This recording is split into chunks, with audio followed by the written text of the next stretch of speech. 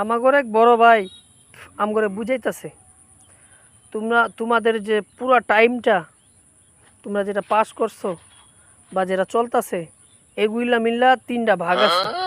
এক নাম্বার হইলো অতীত, বর্তমান হইলো বর্তমান, আর আরেকটা টাইম যেটা আইবো এটা হইলো ভবিষ্যৎ। তা আমি কইলাম ভাই যেটা গেছে ওইটা ঠিক আছে, এখন বর্তমান এটাও আমি বুঝলাম, ভবিষ্যৎ কারে কয় ভাই আপনি একটু ভালো করে বুঝান তো। তখন ভাই কইলো যে কালকে তোমার ভবিষ্যৎ।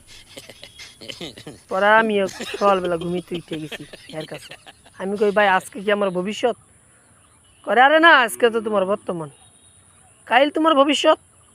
আবার হেল্প দিন পরের দিন গেছি সকালবেলা। আমি কই ভাই আজকে কি আমার ভবিষ্যৎ? কয় আরে না, সামনে কালকে ভবিষ্যৎ। আমার মনে হইতেছে কি ভাই ভবিষ্যৎ নামে কোনো কিছুই নাই, এটি হইলো হুদাই। না হইলে বড় ভাই আম করে বুঝাইতে পারবো না কি হইলে। ও বড় ভাই দিয়ে আমার ভবিষ্যৎ দেখাইতে পারলো না।